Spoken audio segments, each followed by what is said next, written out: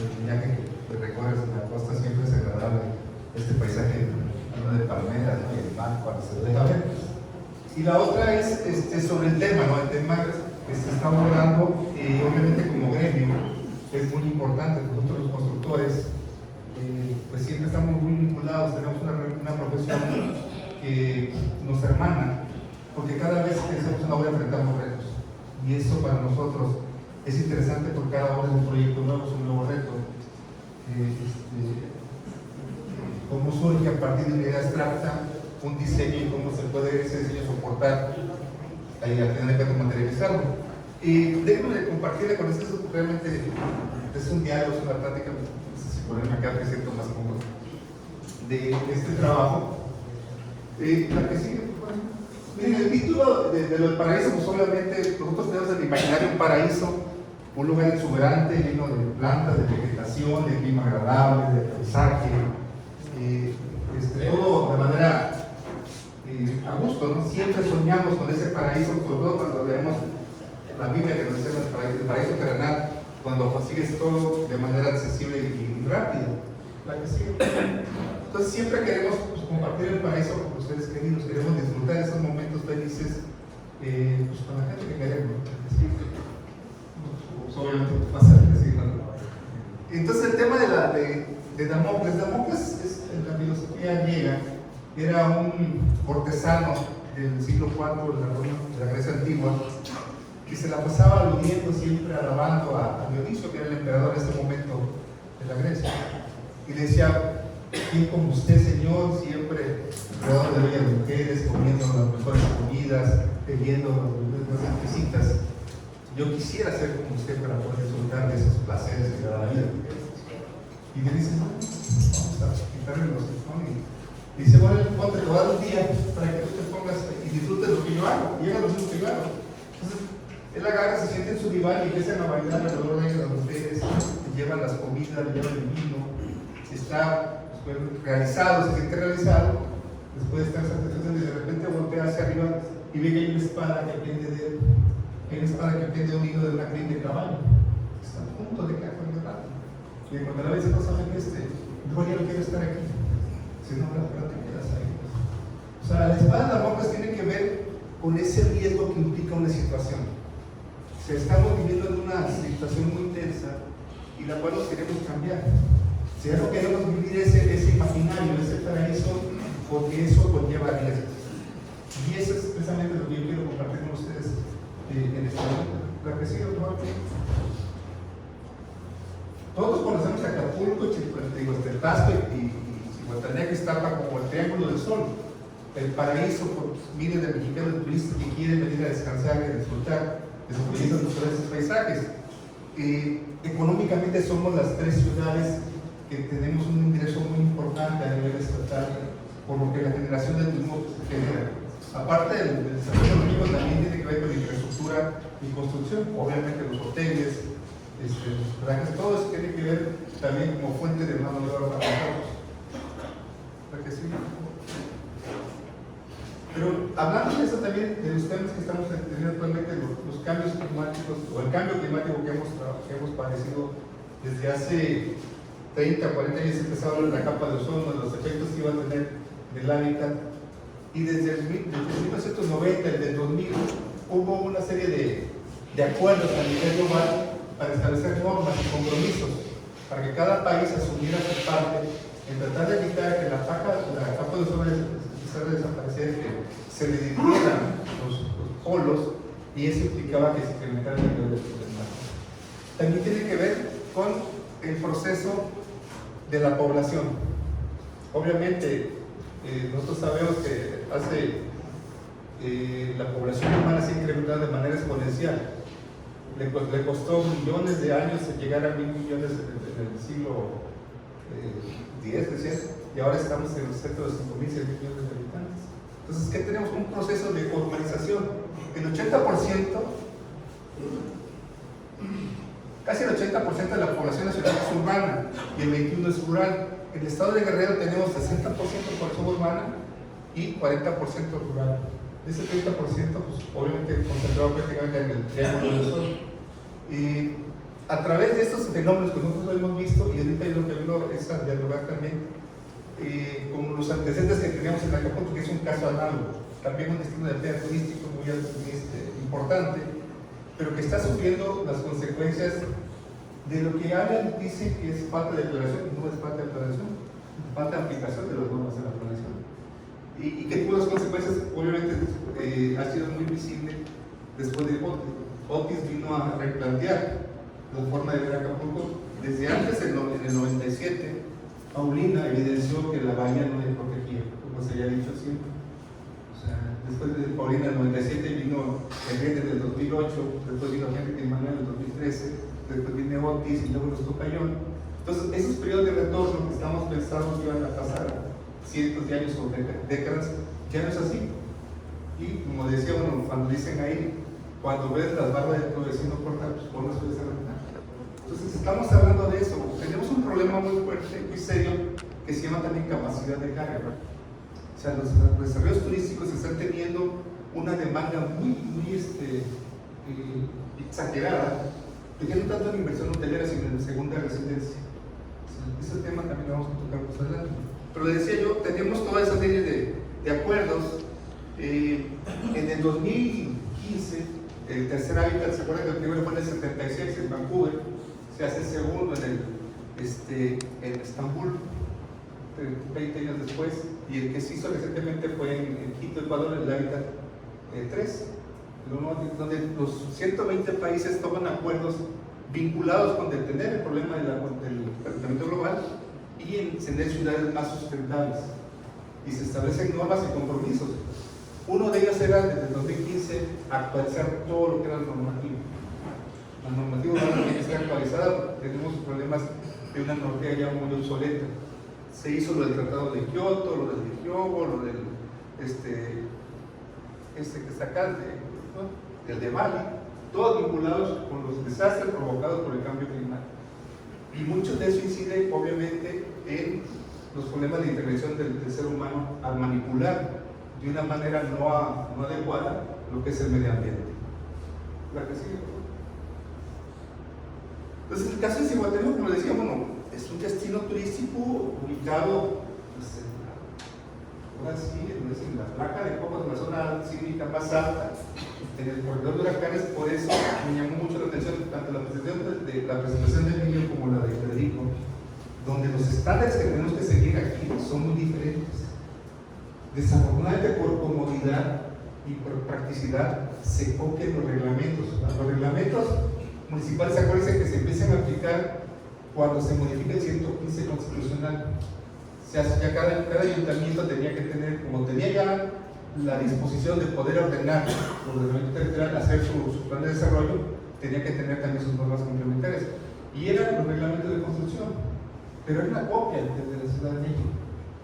Y ahí también tiene que ver una de las cosas que se tocó aquí, este tema, y a mí en lo particular me interesa mucho lo que es el director responsable de obra, porque yo trabajé durante 25 años construyendo y proyectando viviendas residenciales en Acapulco, y desde hace 20 años estoy metido de lleno en lo que es la docencia y la investigación.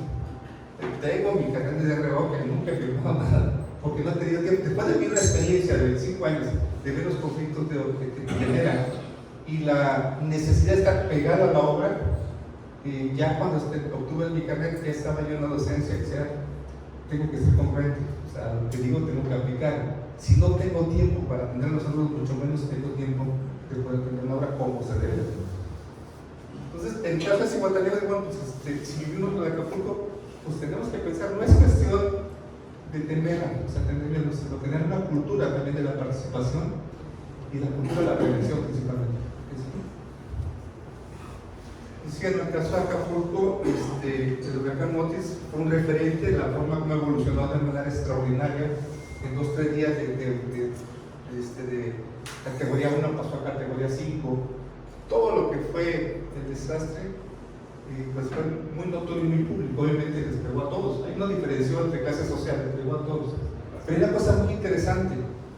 Fíjense que las estructuras no fallaron. El falló ahí fue una cuestión escenográfica, fue más que nada los materiales o el sistema constructivo en la mayor parte de los casos en los que tuvieron fallas. La mayoría de los condominios se hacen ahora como peceras, fachadas de cristal para mantener la vista, cerradas, porque tienen aire acondicionado al interior. O sea, depende mucho la construcción o el hábitat de la tecnología. Todo se regula a nivel de tecnología. Y eso, pues lo que eran los grandes fachadas, pues tuvieron una resistencia que pues Evito se encargó de evidenciarla. La que sigue. Y eso, hablando del corredor de huracanes, pues en el Guerrero tenemos un litoral de 500 kilómetros. Tenemos 14 municipios en la misma situación, sobre el mismo corredor de huracanes y sobre la misma zona sísmica. Y en este litoral, en esos municipios, tenemos al 36%, una tercera parte de la población vive en esos municipios. Y también tenemos casi el 40% de las viviendas construidas de todo el estado en este municipio. Entonces, de ahí la importancia de poder repensar lo que es la cuestión normativa. Miren, yo en Acapulco hemos cuestionado mucho a las autoridades, en cierta forma, ¿no? En la cuestión, por ejemplo, cuando se hacen la actualización de los planes de desarrollo urbano. Eso viene del diseño desde el 2015, se había hecho por norma que se iban a actualizar. Ahora que entró el gobierno de Morena con Mella, empezaron a aplicar ese compromiso de que en los 2.225 municipios que había en ese momento en el país, cada uno contara con su plan director de desarrollo urbano. Establecieron unos formatos, una serie que tenía que tener un protocolo, donde prácticamente era un checklist. Y esas son cosas que también se tienen que tomar en cuenta. O sea, como bien lo decía Emilio hace rato, no se puede evaluar de manera general un espacio. Cada lugar es muy diferente y cada lugar tiene un interés de clasificar y evaluarlo de manera muy particular. Entonces aquí tenemos esta cuestión. Yo les decía el tema de Acapulco es de los pocos municipios que tienen un parque. Como es un destino turístico, se trabaja mucho con las cuestiones normativas. Pero también, como decimos, el 115 se modifica en la década de los 80 con Miguel de Madrid y le otorga a cada municipio la dependencia de poder definir cuáles son sus lineamientos. Entonces, si aquí tenemos una norma, pasando el río Papagayo, esa norma desaparece, porque la de San Marcos va a ser la suya, o la de Coyuca, ¿no? ¿Y qué es lo que veíamos ahí? Un problema muy común, que aquí no sé también si se va a presentar un día, o no sé si ya se haya presentado, de que el inversionista siempre quiere hacer redituable esa inversión. Dice, ¿sabes qué? Yo quiero aquí en este sitio hacer un edificio de 30 niveles para que pueda ser redituable mi inversión. ¿Sabes qué? La norma no te lo permite. Porque tenemos un límite de vida. Si tú no quieres, me paso para acá. Y el norma que se programa es 30, o si quieres 40. Porque yo lo que quiero es ampliar la inversión, quiero ampliar mano de obra. Y en base a esa forma de racionalizar el beneficio económico, se han hecho muchas modificaciones a lo que es la cuestión normativa. Bueno, esto todos lo conocemos, o sea, sabemos que los peligros naturales pues son varios, ¿no? Desde la fenómeno que lo que tiene que ver son muy borrosos. Uno que tiene que ver con los sismos que son al interior de la Tierra, que son los sismos, los maremotos, la actividad volcánica, y lo que son al exterior, lo que son los deslaves, las inundaciones. Todo eso tiene repercusiones en el hábitat y se tiene uno que estar preparando en base a ese tipo de situaciones. La que sigue, es muy borrosa. Entonces, aquí viene el complemento del tema, de asumir el riesgo. Sabemos que los desastres no son naturales, son situaciones que se van formando por acciones o intervenciones del ser humano a nivel organizativo. Entonces, son fenómenos del entorno social, político, institucional y económico. O sea, la concentración en espacios donde no debe de haber concentración es una norma política que sí se decide. Y eso implica también la acumulación de personas que intensifica los riesgos. Cuando hablamos de atlas de riesgo, cuando hablamos de normativas, se habla de los atlas de riesgo de zonas de riesgo. Realmente no existen zonas de riesgo. O sea, las zonas existen y han existido y van a existir por siempre. Las fallas geológicas, las laderas, lo que tenemos que tomar en cuenta son las personas de riesgo, las personas que están ocupando ese espacio. Y lo interesante también aquí, como también lo decía hace rato Emilio, que había que estar repensando, analizando las normas cada 4 años en un cierto nivel periódico. Lo mismo pasa con los atlas de riesgo, las zonas de riesgo. El riesgo es dinámico, o sea, se mueve en base a cómo la gente se mueve.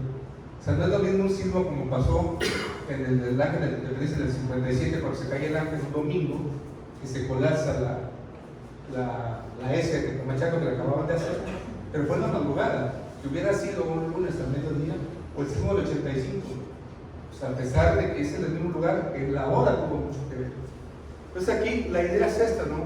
¿Cómo asumimos el riesgo? Significa que estamos intentando dar forma a tu futuro, en lugar de aceptar pasivamente lo que se presenta. Esto también tiene que ver con las cuestiones normativas. En Guerrero hemos estado, bueno, en Acapulco, en Zihuatanejo también he visto y he sido testigo de ese tipo de acciones, incluso en Chilpancingo, donde los grupos colegiados se han opuesto a la imposición de planes de desarrollo. Porque dice, bueno, una cosa es una consulta y otra cosa es realmente que nos hagan caso o que nos vengan a imponer. O sea, se amplió mucho la cuestión de la participación urbana y eso es bueno, la gobernanza, que todos sabemos, surge desde el sismo del 85 precisamente. Cuando la ciudad se colapsa y el Estado queda estático, que no sabe qué hacer, es cuando la ciudadanía se empieza a organizar y ellos por sus propios recursos empiezan a reactivar la ciudad, a rescatar a los muertos, a hacer despensas. Todo lo que pasó le dio un ejemplo al Estado que la sociedad organizada puede hacer mucho más que él y que en un momento dado no puede incluso hasta excluirlo. Entonces surge esa forma y esa necesidad de participación. Ahora se habla de una planeación urbana participativa. Y es cierto, nos invitan a los foros de consulta ciudadana para que participemos en esto. Nuestro nombre queda plasmado al ingresar, es un requisito previo. Si no firmas, no entras, no participas. Pero no, el problema no es ese. Gustavo Meches Chaus, un colombiano que habla mucho del tema de datos de riesgo, dice que se cae muchas veces en una simulación. Si yo participo, tú participas, él participa y no lo decimos. Aquí lo que tenemos que hacer es no solamente ser participativos, sino ser parte de los órganos deliberativos, de ser quienes deciden qué es lo que sí se va a hacer y qué es lo que no se debe hacer. Porque muchas veces se imponen en base a cierto tipo de intereses. Incluso hay autores que hablan de una planeación a la carta. Se hacen planes de desarrollo urbano a la carta, o sea, ¿qué es lo que necesita? Hay muchas consultorías que tienen sus formatos ya sé qué es lo que necesitas. Pues tengo una población de 500,000 habitantes, pues ¿qué dices? Cuando ustedes checan los planos de Zihuatanejo, de Acapulco, las estrategias, el 90 o el 85% son las mismas. Temas: transporte público, infraestructura, falta de reserva territorial, déficit de vivienda, espacio público. Y eso por favor lo sabemos porque es un diagnóstico a nivel nacional que se tiene básicamente. Entonces aquí la idea es, bueno, vamos a participar, pero también vamos a decidir qué es lo que sí se debe hacer y qué es lo que no se debe hacer. O sea, ya no queremos ser esas personas que llegan y les impones, dejándolos a un lado, ¿no? O sea, aquí en Guerrero tenemos gente con capacidad intelectual, con mucha preparación para poder asumir ese tipo de papeles, para ser incluso los asesores de ese tipo de grupos. Hay problemas que luego llegan mucho a la falta de humildad, es que ustedes no saben, pero con los que sabemos tocar el balón, vamos a hacer la propuesta. Ustedes nomás vean, quien conoce la ciudad, quien conoce la población, es la gente que ahí reside. Y lo más importante es la gente que se queda a vivir ahí. Porque muchas de las empresas vienen, entregan sus proyectos, se van y ya nunca los vuelves a ver. No hay ni cómo reclamar, ni cómo pedirle la información. Entonces aquí la idea es tomar una participación activa y realmente decidir juntos. O sea, qué bueno que el Estado se abra a que los colegios participen, pero también lo más importante es darle seguimiento a ese tipo de propuestas. El gran fracaso de la planeación de desarrollo urbano en México ha sido la falta de la continuidad de planeación. Llega un gobierno, ¿sabes qué lo está haciendo? Pues eso no es mi caso. Hay un caso, un ejemplo muy práctico que pasó en Acapulco en el 52. Como ustedes saben, Acapulco surge con el apoyo de Miguel Alemán siendo presidente de la República. y uno de los arquitectos de cabecera era Mario Pani. Mario Pani hizo el aeropuerto de Acapulco, hizo escuelas, hizo condominios, hizo casas, le hizo ciudad satélite, hizo ciudad universitaria en México. Y le dice Mario Pani al presidente: ¿sabe que tengo un proyecto para hacer de Acapulco el mejor destino turístico internacional? Voy a hacer en la bahía de Acapulco, que es lo más atractivo, se concrete específicamente a lo que es el turismo de alto nivel. Y lo que es la bahía de Puerto Marqués, que está a un lado, como la ves en la punta de agua, el sector diamante, ese va a ser un puerto interior. Vamos a agregar la bahía de Puerto Marqués, vamos a salir a la laguna Nahuatl, que es la laguna de Tres Palos. Esa laguna, su superficie es 3 veces más grande que la bahía de Acapulco. Entonces vamos a agregar la laguna y vamos a hacer un puerto interior. En lo que es el valle de la Sabana, vamos a construir la estación de ferrocarril y las fábricas y las casas de los obreros que van a trabajar en ese sector. Por tradición, era el sector agropecuario, era el sector que abastecía a Acapulco de los alimentos de primera necesidad. Y le dice Miguel: ¿sabes qué? Yo no voy, no me alcanza para hacer ese proyecto. Hablarlo con Adolfo era el candidato. Adolfo Ruiz Cortines era el candidato a sucederlo en la presidencia. Entonces le consiguen la cita a Mario Pani con el candidato y le muestra el proyecto.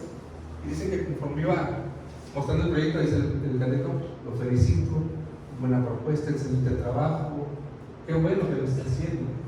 Entonces Mario Pani estaba contento: ya la hice, ya María Agua por 6 años más, pues voy a ver qué pasa. Entonces al final dice: bueno, arquitecto, la propuesta es interesante, pero tengo un pequeño problema. Dígame cuál es el problema. ¿Qué hacemos para cambiarlo y lo arreglamos? El problema es que es un proyecto alemanista y yo quiero que la gente conozca lo que va a hacer a los Ruiz Cortines, no que lo que va a hacer Miguel Alemán. Entonces ese es un problema que tenemos recurrentemente. Cada 3 años, cada 6 años hay cambios de gobierno, hay formas de volver a empezar. Ustedes mejor que nadie saben que se ha exigido mucho ahora que el funcionario público sea un funcionario de carrera, porque cada vez que hay un cambio a nivel municipal o a nivel estatal, el 80% de los directores se van. La gente que toma decisiones se va. ¿Por qué? Porque no es de la corriente política o porque no es de las afinidades de la persona que lleva el mando. Y quien tiene las repercusiones es la ciudad. Entonces la ciudad se tiene que volver a reconstruir. Afortunadamente ahorita se están sentando las bases ya desde hace 10 años, 12 años, pues ha dado esta apertura. Vamos a actualizar los planes perfectos, como decía Carlos Monsiváis, no sin nosotros. O sea, nosotros somos quienes pagamos los impuestos para que se haga la infraestructura que nosotros tenemos. Así como decía Enrique Lefebvre, el derecho a la ciudad. O sea, todos tenemos el derecho de disfrutar la ciudad. No solamente los ricos, la gente pobre también genera ingresos de cierta manera. Entonces aquí la idea es esta, ¿no? O sea, estamos en una cuerda floja siempre. La idea es dar ese brinco de superación y de compromiso también. O sea, ¿cómo podemos hacer para generar esa cultura de participación? Y que junto con la autoridad, y también es importante la iniciativa privada, no se puede hacer nada sin iniciativa privada. Se tiene que meter dinero. O sea, el Estado no puede con todo. Tiene que ceder algunas cosas, ¿no? Pues hay que ver en dónde se puede dialogar y ver cuál es el que se permite esa inversión. ¿Sí? No se está uno cerrando a eso, sino el tema es hacer escuchados. Entonces, el riesgo de desastre es una condición latente y representa una probabilidad de pérdida hacia el futuro, ¿no? O sea, lo que queremos es esto, o sea, estamos aquí no son altamente vulnerables. O sea, no queramos que venga el desastre para que la gente nos empiece a mandar apoyos. O sea, hay que prevenirnos, hay que prepararnos, hay que establecer esta situación y generar una cultura de prevención del desastre a través de las normas también urbanas. La que sigue. Volvemos al caso de Chilpancingo. Yo como usted está alcanzando su plan director y agarré la base que tienen ahí y datos muy interesantes, ¿no? Habla del alto riesgo que tiene por la presión sísmica. Eso lo sabemos, ¿verdad? Tenemos que estar preparados, no estar espantados, pero sí preparados para poder mitigar esos datos, ¿no? Aquí lo interesante es, por ejemplo, lo que les comentaba.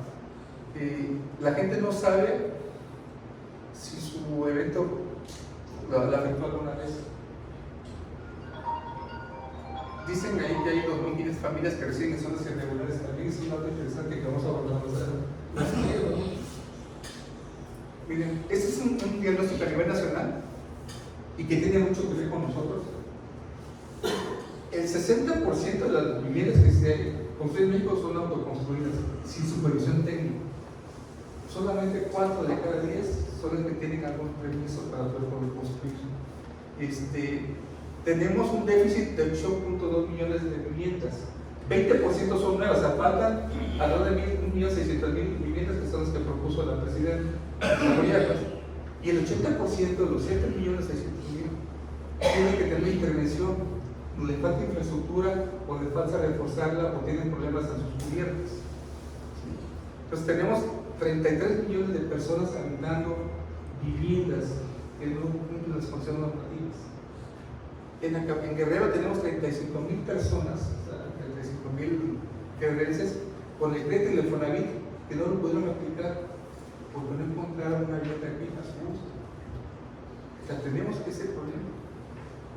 Otro problema que tenemos también fuerte, el 18% de viviendas en el estado de Guerrero está deshabitado.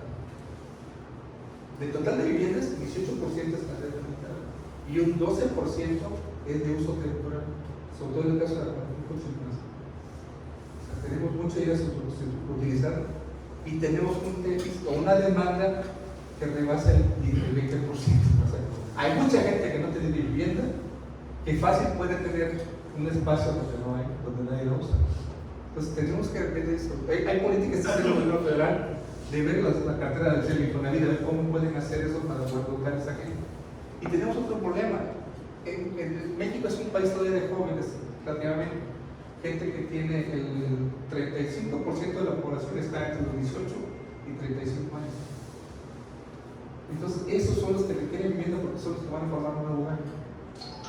Y el grave problema es, también en el estado de Guerrero, el 70%, bueno, hay una parte importante que tiene ingreso por turismo y el otro ingreso que es el 70% por comercio, pero más parte de ese comercio es informal. Gente que no tiene prestaciones, no tiene Infonavit, no tiene Fobiste para poder tener crédito a una vivienda. Y los organismos que tenemos ahorita no se dan abasto para poder resolver ese tema.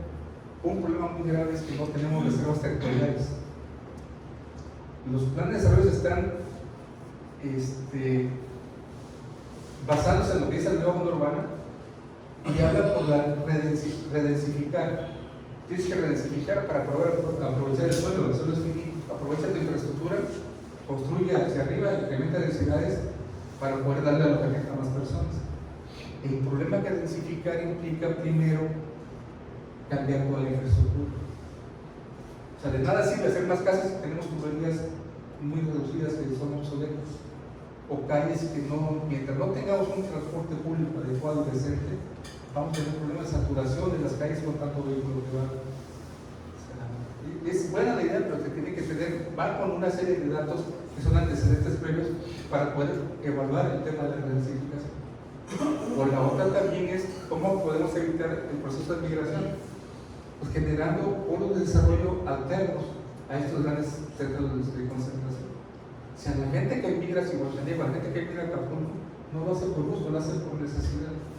Entonces, la idea es generar, así como decía Walter Christenberg, una serie de hexágonos, poner ciudades estratégicas, puntos estratégicos, donde la gente no recorra más de ciertos kilómetros para poder resolver sus actividades cotidianas básicas. Lo que en París está funcionando o funciona como la ciudad de los 15 minutos. O sea, tú en 15 minutos tienes todos tus servicios. Tienes donde trabajar, donde estudiar, donde ir al hospital, donde tener recreación. Entonces, tenemos que generar ese tipo de polos de esta manera para evitar sobresaturaciones de espacio. Lo que decía aquí, miren, por ejemplo, el río Porcino, el 23% de las casas de aquí tienen problema con los muros y las cubiertas. Es lo que dice el plan de la que sigue, por favor. Entonces, miren, los planes, la persona siempre es buena, es bueno invertirlo. Pero hay autores que lo han cuestionado porque dicen, por ejemplo, en el tema de la planeación se cosifica donde no se toma en cuenta las cuestiones cualitativas.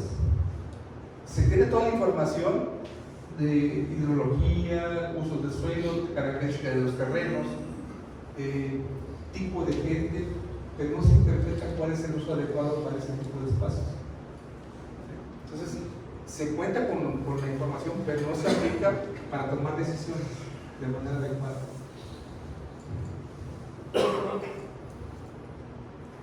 Lo que nos comentaba aquí, una cuestión de ocupación inadecuada del territorio y los factores de riesgo se mantienen y los desastres continúan. Un factor de una zona de riesgo, ¿cómo se incrementa? Con las AGEPs, con los datos que tienen aquí, te dan datos muy puntuales, dice cuántas personas hay discapacitadas, cuántas personas hay de cierta edad, y tú puedes tener una idea de cómo puedes trabajar en esos espacios, dónde requieren de un albergue, dónde no se requiere, cómo trabajar las rutas de evacuación, qué tipo de transporte vamos a ocupar. Ustedes saben que cada 15 de mayo se establece la apertura de la temporada de huracanes y se congregan todas las autoridades para decir, ya estamos preparados. Incluso se invita a los colegios a que se sumen a esa propuesta para ver qué tan preparados estamos. Pero uno de los problemas más importantes, uno de los problemas que hemos cuestionado mucho, es que estas preparaciones o este tipo de simulacros que se hacen siempre en las zonas turísticas. O sea, el problema que tenemos es que la planeación está enfocada en resolver el problema hacia el turista, hacia el visitante, no hacia la gente. Entonces, eso es lo que estamos tratando de incidir. O sea, quienes conocemos la ciudad tenemos que exigir esa participación y decir que venga la inversión, pero que venga también donde va a ser necesario. Porque acá hay un caso análogo, ¿no? Vamos a hacer que se subsidie el agua, vas a pagar menos agua, vas a pagar el agua muy barata. Quien se beneficia más son los hoteles o la gente que tiene residencias con albercas, y hay gente que porque está pagando la misma cantidad que la que está pagando la persona que tiene que cargar el agua. Entonces tenemos que checar esos datos. La que sigue. Esto lo encontré, miren, y esto tiene mucho que ver con la cuestión ética, la cuestión profesional, la cuestión moral, porque aquí se ha comentado.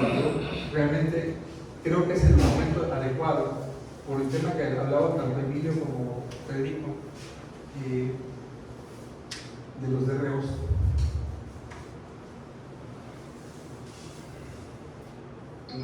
¿Cómo les puedo decir esto? Bueno, vamos a tomar, es lo que les comentaba, ¿no? Los artículos hablan se delimitan en los planes de desarrollo urbano, cuáles son las zonas no aptas para el desarrollo urbano. ¿Sí? Pero también ahí mismo habla de que proyectos solo que se ven ubicados en zonas de alto riesgo, conforme los planes y ordenamientos territoriales, pueden recibir licencia de construcción. Miren, un comentario personal.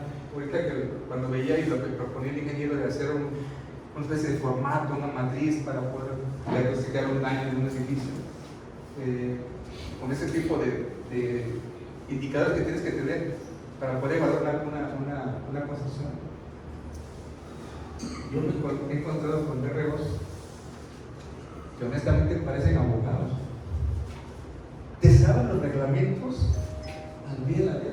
Me decía un amigo, cuando se hace el plan de desarrollo urbano, los DROs, lo primero que hacen es, perdonen la analogía, es una cosa que entre hombres es muy común, dicen, haz de cuenta que se van como la hora, cuando van a la revista de Playboy, te vas al postre a ver la página principal, y para ellos es el uso del suelo. Lo primero que van de acabar es a ver cómo es el uso del suelo, a ver qué densidad hay, qué tipo de uso tiene. Y hay gente que lo que hace es sacar el beneficio para poder obtener mayores beneficios, o sea, mayor densidad, carga de uso del suelo. Y luego bajo la autoridad, es que no se puede, es que mira, si tú lo haces, vas a generar inversión, va a haber trabajo. ¿Pero qué tipo de trabajo? ¿Qué tipo de inversión?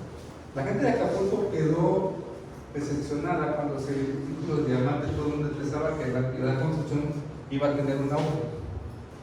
Yo quiero decirle que la mayor parte de las empresas de fuera llegaban con su equipo de obreros, incluso con la cocinera. Los materiales eran de fuera. Los pocos materiales que se arriesgaron a venderles quedaron endeudados porque tenían que o sea, no hubo tal de rápido, ¿no? Y esa es una cosa que también se tiene que discutir. Entonces aquí, esto lo han usado para malinterpretar las cosas. Hay zonas donde no se puede porque está por ley prohibido, pero presentamos eso del impacto urbano, el impacto ambiental, y lo hacemos. ¿Qué es lo que hicieron en la zona de Llanonaro?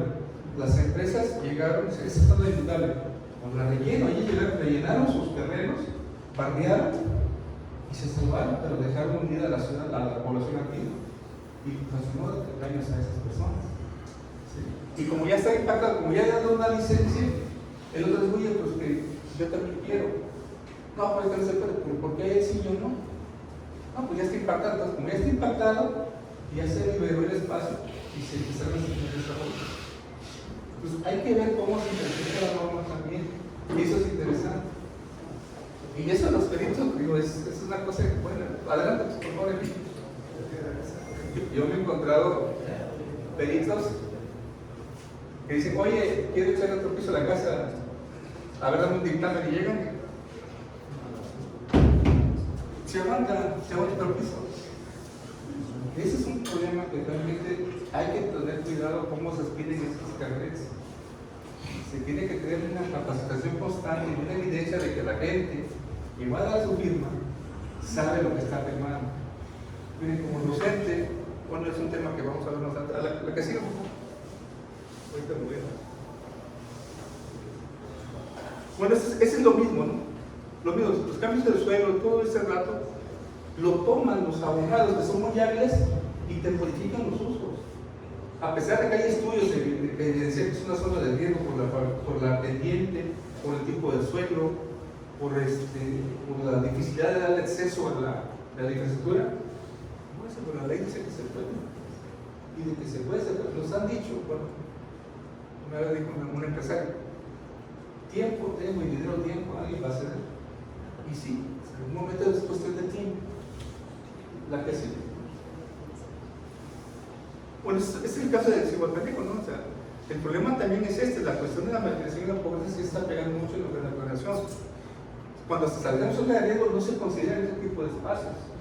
Y también no incrementan ese tipo de datos. O sea, hay jóvenes, o sea, niños de 0 a 11 años son dependientes de una persona mayor, o sea, hasta cierto punto son vulnerables. Y si todos nos agregamos a las personas mayores de 65 años y a las personas con discapacidad y a las personas con limitaciones físicas, tenemos un 60% de la población en Cihuatanejo que está en cierto riesgo por una presión de una situación de desastre. Aquí los temas de vulnerabilidad por carencia social tienen que ver también esas cuestiones, ¿no? Es esa gente que está reclamando un espacio digno donde vivir. Miren, la pobreza no es una falta de capacidad mental, es una falta de activo vivo. O sea, la gente pobre, si le das un recurso, le das la forma, ellos tratan de salir de pobre. Pero ese es un problema, también tenemos que ver cómo hacemos que no tenga tanta gente, o sea, que no haya tanta migración, tenemos que ver en la periferia, cómo generamos otro tipo de desarrollo económico. Nos decían en Acapulco, pues, ¿por qué la gente de Acapulco tiene que comprar pescado de Veracruz o camarón de Sinaloa? ¿Por qué no se produce? ¿Por qué los insumos no se hacen en una zona de Acapulco? O sea, ocupamos el punto menos del 6% de la superficie del municipio, donde tenemos toda la concentración de la población. El 22% de la población del estado de Guerrero está en ese pequeño porcentaje pegado a la bahía. La que sigue. Aquí lo que viendo, el problema principal aquí es ¿no? Las presiones especulativas y la ocupación irregular del suelo. ¿Qué pasó cuando fue el Paulina en Acapulco que evidenció el problema de las zonas de riesgo? Lo primero que hicieron fue legalizar las zonas que estaban afectadas. No las podían ubicar porque no tenían reservas de electricidad donde ubicarlas. Pues para evitar el problema, pues sabes que la escritura y se incrementó el riesgo. Ahora con el Otis les dieron dinero, que bueno, ahora no van a dar dinero, pero construyeron ahora con material más permanente en la misma lugar. ¿Sí? O sea, ese es el problema, no se entiende. El problema, seguimos teniendo el problema de la vida popular, la concentración de los conflictos en la ciudad central, el turismo, la elección, eso es lo que se reflejó en el diagnóstico y en la consulta.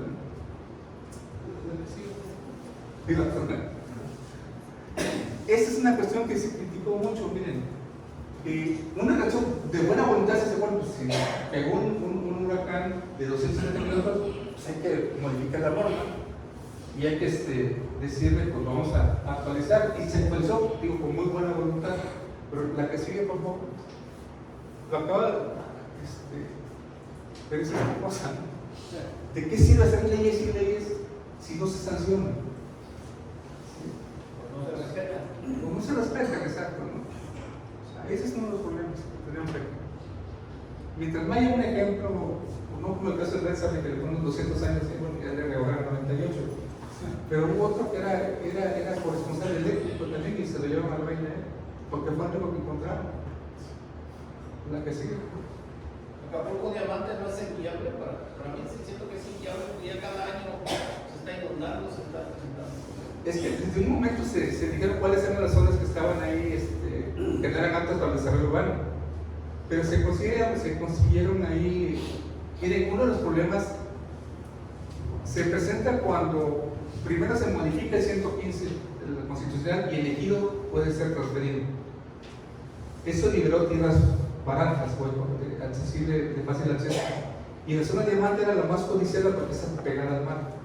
Ahora, tenemos una cosa ahí, no es lo mismo la zona diamante que la bahía de Acapulco. Realmente lo que vale en Acapulco es la bahía, por la vista que tienes. En la zona diamante, en la noche o en el día tú ves al frente y ves, no ves nada. Haz de cuenta que estás en cualquier parte cualquier puerto, vamos.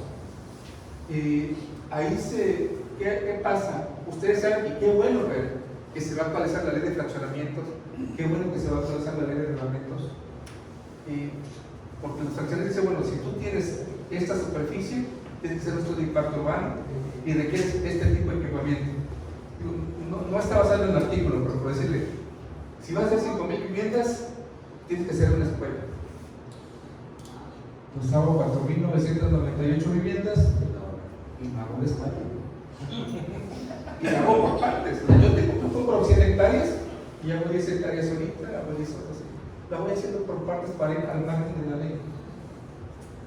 Y es así como dentro de la norma se pueden generar este tipo de beneficios. Entonces ahí fueron pruebas, se empezaron a hacer trabajos, se rellenaron los humedales y generó el gran problema que hay en la legislación. Ahora, el problema no es ahí, el problema es arriba, porque mientras no se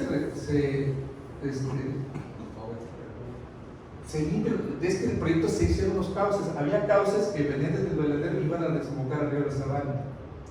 Cada desarrollador lo que hizo fue hacer una barra y desviaron los cauces. O sea, no permitieron porque les afectaba a ellos. Entonces, esos son los problemas que como se presentan proyectos por etapas, no hay un plan general, un plan maestro. Eso es lo que te decía. En el caso de Diamante era con lo del sismo, con el huracán Otis.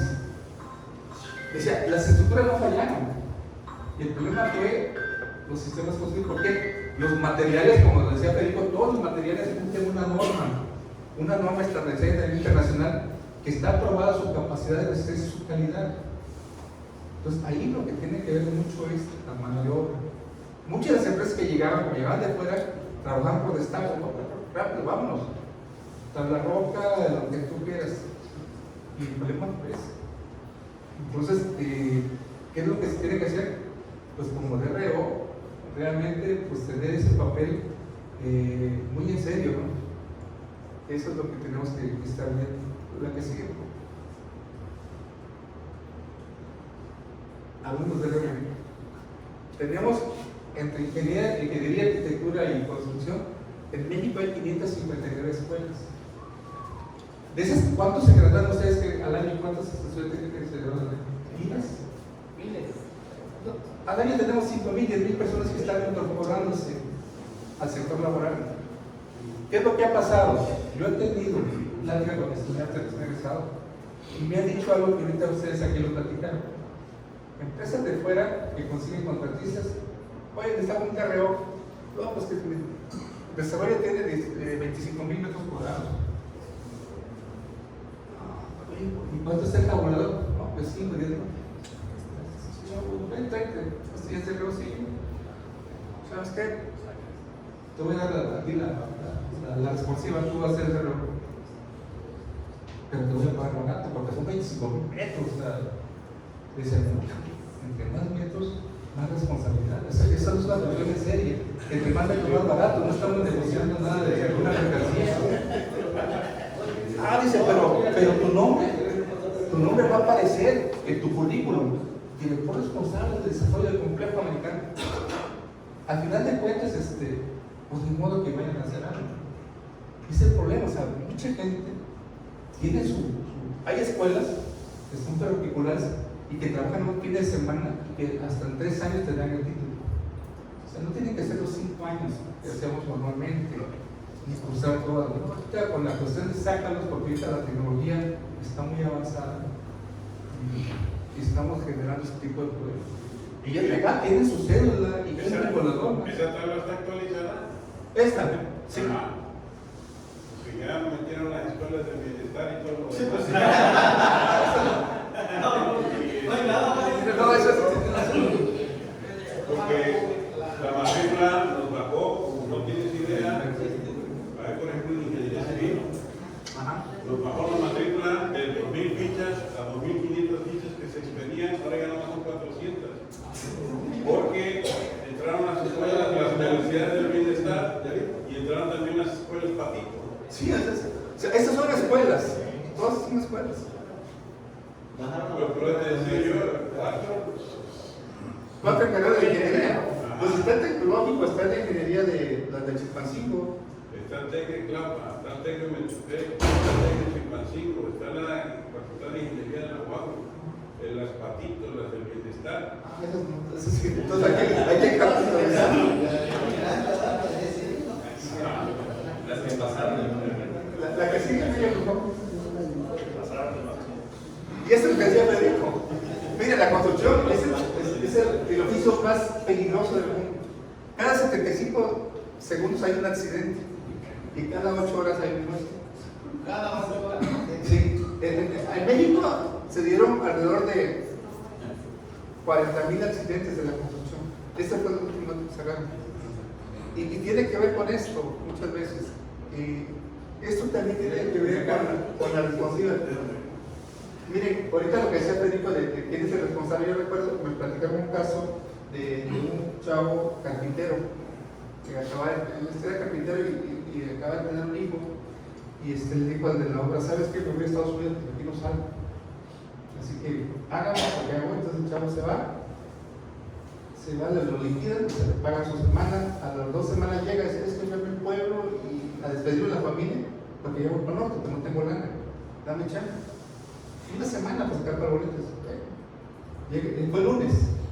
Dice, oye, pero pues tienes que dar tus papeles de tu hoja rosa para que veas. No la traigo, pues mañana te la traigo.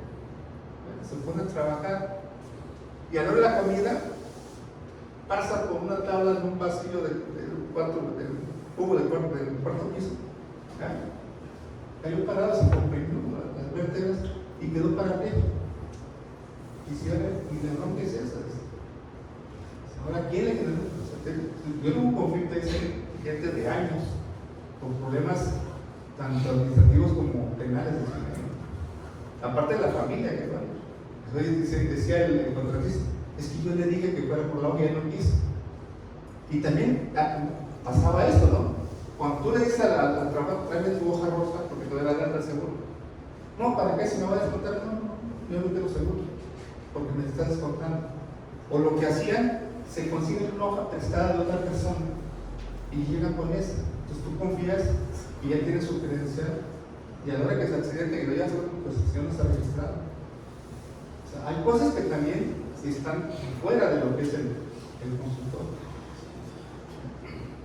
Entonces sí, o sea, tenemos que ver cómo podemos resolver esos temas generando también esa cultura, ¿no? de la normativa. La que sigue. Bueno, entonces aquí lo que decimos, tenemos que diversificar la economía, no solamente pensar en el turismo como la única falacia para poder generar desarrollo económico. O sea, tenemos tantos recursos naturales, pero también tantos valores culturales que se pueden hacer buenas propuestas donde el recurso, el beneficio se revierta en todas las estados y no tener alta concentración de población. La que sigue. Y ahora es esta cosa también. Y qué bueno, a mí me da gusto que ustedes estén aquí y estén tomando los cursos. Actualmente, ustedes saben, mejor que nadie, cómo la tecnología nos ha invadido, sobre todo en la profesión. Mucha gente, antes yo me acuerdo que en Acapulco había peritos que se han puesto en una casa de 3 pisos o 4 pisos y llegaban a las oficinas y tenía su carpeta de 3 pisos, sus memorias de cálculo estructural, 3, 4, 5 pisos, ya tenía la tabla y nada más le ponía mi nombre. ¿De cuál quieres? Y ahora, con la tecnología, no, el software sale. Tú pones ahí el software, te trae los datos. Pero si no conocen cómo funciona, qué datos le vas a poner a ese software, van a entregar cualquier cosa. El problema que se tiene es cuando se ha dicho algo de los responsables de los ayuntamientos, el ayuntamiento no tiene personal capacitado para poder ir caminando los proyectos. Las estructuras menos porque implican 6 meses a un tiempo más en que te den el permiso. Y eso es interesante. No sé si sea realidad o mito urbano, pero una vez en un congreso escuchaba que en el 157, cuando se cayó el Ángel, también se cayó la escuela de la S de Camachalco, que la acaban de construir prácticamente. Y dentro de los que se ve, dentro de lo que les dicta responsabilidades, pues agarraron un maestro, después un ingeniero, que daba clases y que tenía un prestigio de ser un buen ingeniero. Lo detuvieron. Estuvo preso en lo que se hacía el dictamen y no se hacía el dictamen. No soporta la persona, dicen que se suicida. Y cuando hacen el dictamen, la memoria estructural estaba bien, pero cuando checan el proceso de obra del sistema constructivo, no estaba bien armado. O sea, fue un problema de falta de supervisión también ahí. Entonces, eso también tiene que ver.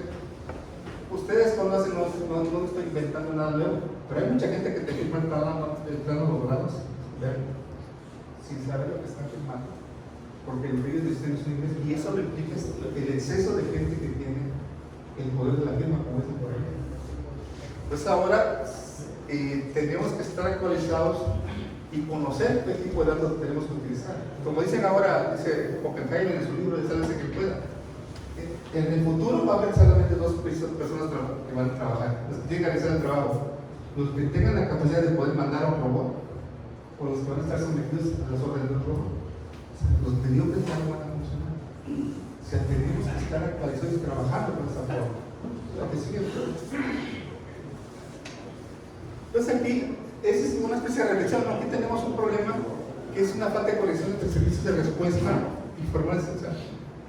Tenemos que trabajar de manera conjunta con las autoridades a nivel estatal, municipal y federal para decirle realmente qué es lo que queremos hacer y cómo lo queremos hacer, porque tenemos ese derecho y también tenemos derecho a que los tomen en cuenta.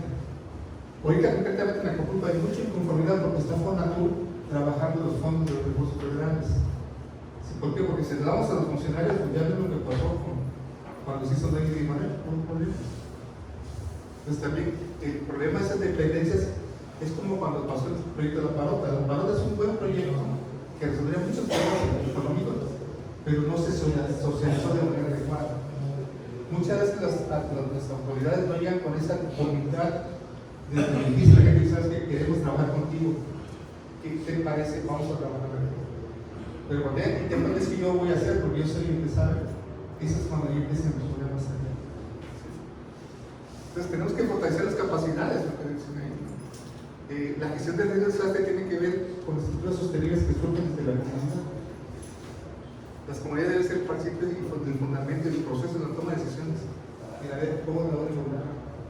A mí me tocó ser testigo de cómo había simulacros porque la gente decía, no vayas porque lo están promoviendo el partido. O sea, la misma gente nos politizaba.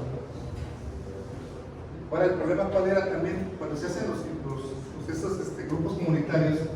Los comités vecinales, quienes los integran son mujeres y ancianos, porque son las que van a los cursos que dan los de Protección Civil. Protección Civil da los cursos en su oficina y no va a la zona, tienes que ir allá.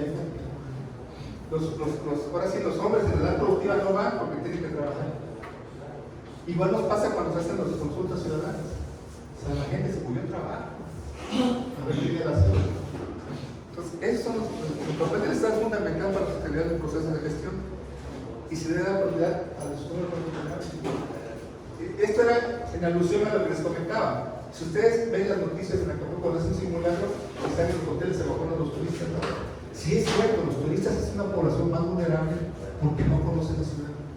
También tenemos que pensar en ellos. Y eso no se difunde. La cuestión.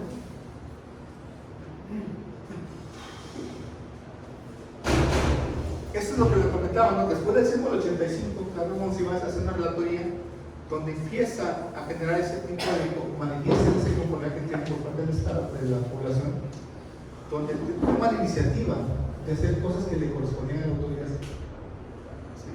Entonces, cuando surge, ¿no? Ya la gente, cuando se anima y hay ese sentido de identidad de pertenencia, te involucras con la ciudad y te involucras en la solución. O sea, ahorita esto, cuando pasó el noticia en Acapulco, ahora nosotros los japoneses estamos estigmatizados como gente que no está pidiendo dinero. O sea, se abocaron a andar, sí, se abocaron a andar siguiendo las despensas, a ver dónde estaba la lana, pero ni siquiera a barrer la cara.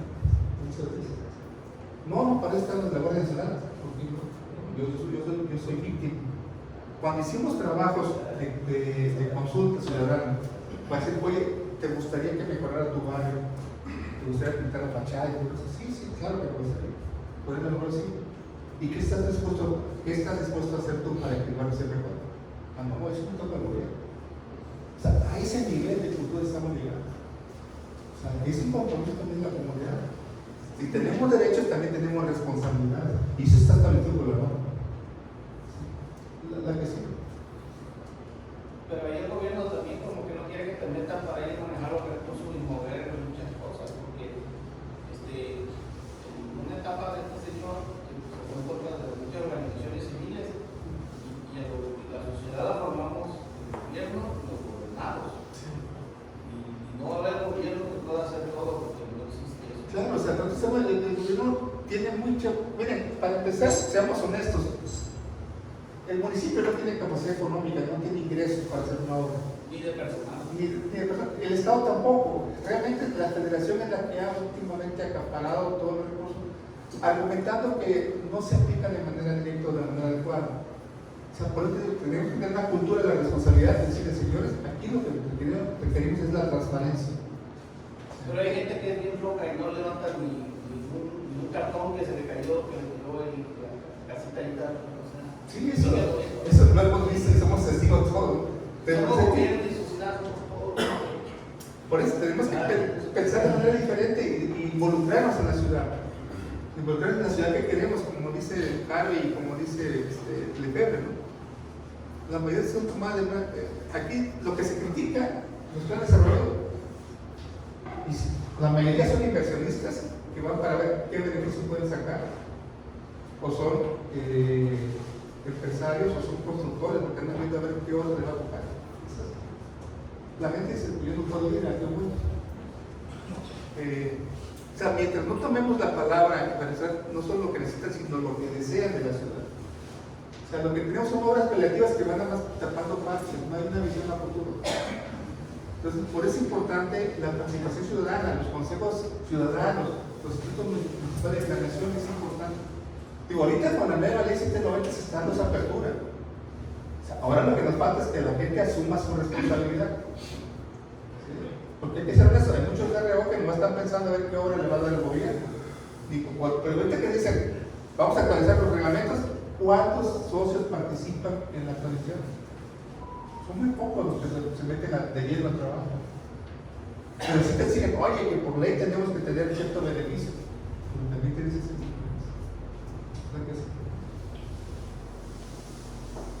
Entonces aquí yo realmente los felicito cuando veía las preguntas que le hacían a Emilio y a Federico, porque lo que demuestra es que hay pasión.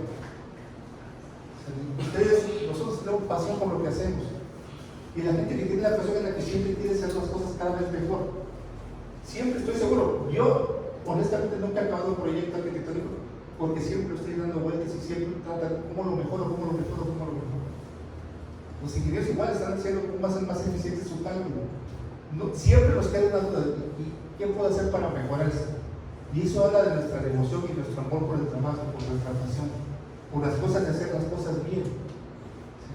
Cuando se pierde esa pasión, cuando empieza a arribar a planos cerrados, donde sí, lo que tú dices, el problema, cómo cambiar el barrio, eso es donde tenemos que pensar qué es lo que estamos haciendo. Digo, y se lo digo porque pues, yo ya tengo 100 años formando en capital humano, trabajando con estudiantes y diciéndolo, ¿verdad? Si hay futuro, o sea, hay cosas por las cuales vale la pena vivir y vale la pena que regreses a tu comunidad, porque estamos formando para eso, pero también estamos queriendo que sea gente comprometida y gente que le guste. O sea, a nosotros los arquitectos, ustedes también hablan del pueblo, ¿no? Llega un momento que nos sentimos creadores, ¿no? Que nos sentimos hasta dioses, por decir, perdón la expresión, porque de la nada sacamos un elemento y la gente habla de él. Y eso, como consultores, como arquitectos, pues también decía el juego, ¿no? Yo me acuerdo con los ingenieros, yo hice que esto se parara y no se cae, y para mí es muestra de que yo soy bueno. Y eso es lo que nos anima a seguir haciendo las cosas. Entonces, ahí ¿cómo identificar la pasión? O sea, yo creo que ustedes la identifican muy bien. Aquel que llegó y se conformó con lo que hizo, pues yo creo que ya perdió eso. Pero yo creo que cada vez que sale en un proyecto, como que revive, te enfrentas a un nuevo reto y es lograrlo con esta cosa. Bueno, o sea, es lo que decía la reina Isabel, la ingeniería es un arte noble, porque ayuda a construir y a resolver problemas a las cuestiones de la paz. La ingeniería civil no es solo cómo construir, sino cómo construir un mundo. O sea, nosotros somos profesionales del cual depende mucha gente, la gente que trabaja con nosotros, pero la gente que confía en nosotros con su recurso económico, pero sobre todo su vida, porque ellos van a alojar, van a vivir en el espacio que nosotros diseñamos y calculamos. Por eso es importante nuestra profesión y tenemos que dignificar. Bueno, ya más era invitando para agradecerles la invitación y hicimos, como decían ahí, 33 años no es fácil y esto es un año más de triunfo, de pensar y repensar y de comprometerse más con la ciudad. Entonces, gracias por invitarme.